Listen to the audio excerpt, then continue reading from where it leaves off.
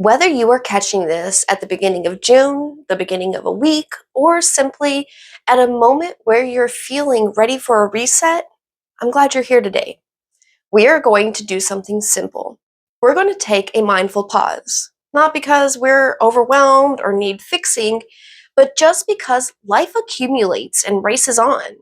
Hello, and welcome to Torches, Yoga, and Mindfulness. I'm Lauren, and I'll be your coach. If you are curious about mindfulness, healing, and practical habits that actually work, you're in the right place because here we focus on simple but powerful practices grounded in ancient wisdom and modern science to care for both our minds and bodies. So go ahead, hit the like and subscribe so you don't miss what's next. Things in our life build up like dust covering a surface. Responsibilities, conversations, expectations, unfinished projects. Even the thoughts we don't realize we're carrying have a way of piling up quietly in the background, dulling our shine. And after a while, those things start to take up space. Not necessarily enough to create a crisis or completely derail us or put us on the brink of burnout, just crowded, but enough to make us feel like our brain is crowded with thoughts or to make us second guess ourselves and lose sight of what is really important to us. It just feels heavy, and without realizing it, we just start to adapt to it. Today, it's like we're opening the windows to let the breeze come in and help clear out the dust and the clutter. We are creating space for some circulation, some fresh air, perspective, just some room to breathe, and most importantly, some room to move intentionally into whatever this next month or this next week or season of life brings to us. So, we're pausing today because before we decide where we're going, it's definitely worth checking whether what we're carrying and those things that don't need to come with us. Okay, one of the fascinating aspects of our brains is how wonderful they are at adapting. In fact, they are so adaptable that they can make us stop noticing things that are affecting us every single day. There's a concept in psychology called hedonic adaptation. And this is the tendency of human beings to become so accustomed to almost anything. We adapt to positive changes, to difficult ones, to stress, clutter, relationships, and routines. And while adaptation is incredibly useful, it also creates a problem because we stop noticing what we've adapted to. Think about when you walk into a room with a strong scent. You notice it immediately, but 20 minutes later, you barely notice it at all. Now, the scent didn't disappear, but our brain simply stopped prioritizing it. That same thing happens in our lives. We adapt to carrying stress, to putting ourselves last, and to cluttered schedules that spread us too thin.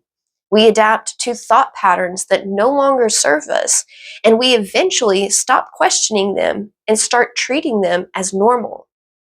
And that's one of the reasons mindfulness is so powerful. Not because mindfulness magically removes all the problems or that it instantly makes us calm, but because mindfulness gives us information. It helps us notice what has become invisible. It helps us spot the patterns of saying yes when we would rather say no, the pattern of waiting until we were completely exhausted and fully depleted before we take some rest, or the pattern of talking ourselves out of opportunities, the pattern of constantly moving the finish line or assuming we'll take better care of ourselves later. Awareness shines a light on those things, and once we can see them, we have choice. This is something I say often because it's true. Awareness creates choice, and choice creates change. Not overnight or through force, but through repetition. So let's do something together real quick. Wherever you are, take a comfortable, mindful breath. Nothing special, no counting beats, or no needed special technique, just a mindful breath to bring yourself out of the thought spirals.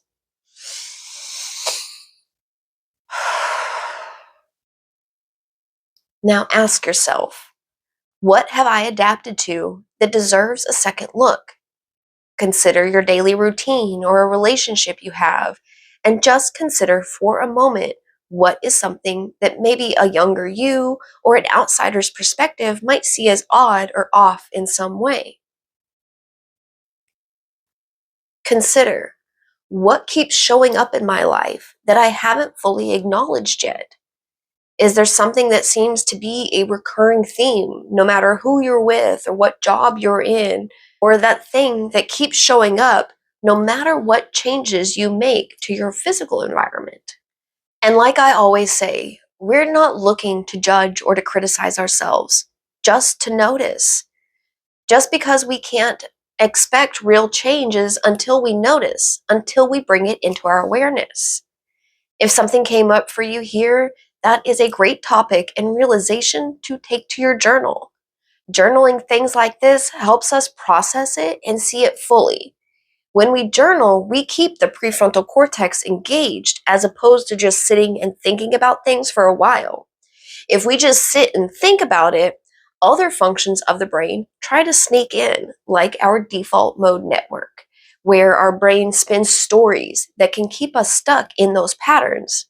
But journaling through something like this engages the PFC, allowing us to work through something with clarity and emotional regulation. Once we can spot a pattern, let's talk about what that means for us going forward. Whether you're catching this at the start of the month, in the middle of the month, or just at the cusp of a new season of your life. Maybe you have a plan. Maybe you're feeling like you catch your breath long enough to make a plan and you're just stuck reacting to things that happen. You probably came to this new phase or this new month with ideas of things you feel like need improvement or movement. Like, we should be more productive, I should be more organized, I should exercise more, eat better, or just a general feeling that we should be fixing things. You know how I feel about the shoulds. And before you know it, we're burnt out, exhausted, discouraged. Not because we're incapable, but because we're trying to overhaul our whole life all at once. And sometimes we're not even addressing the root, just the symptom. That's not how sustainable change happens. It happens when awareness helps us identify the next right step, not every step, just the next one. So if you're ready for that sustainable true change, I want you to think about 3 questions. What is worth carrying forward? What is already working? And what strengths, habits, relationships, routines, or perspectives deserve to come with us into this next phase? Because mindfulness isn't only about noticing problems, it's about noticing what supports us too. After we consider that, then we need to consider what we are carrying forward and is it something that no longer deserves our energy? Not necessarily because something is inherently bad or that we have failed in some way, but because we've maybe just outgrown it. Maybe that is a belief, an expectation, a habit, commitment, or a story that we've been telling ourselves. And then we need to consider what deserves our intentional attention. Not everything, just one thing. The thing that sits at the front of your mind, the conversation, the project, the boundary, the goal, or the habit. Whatever it is, just that thing that keeps asking for your attention. And like I mentioned before, this is something great to take to a journal. And it's not something you have to get all figured out in one sitting or even one week. Maybe some of these questions need to just marinate for a little bit. This new month, this coming new phase, whatever you're standing in the threshold of, it's not about forcing growth because growth is already happening. The question is whether we're paying attention to it or not. The question is whether we are creating enough space to notice it.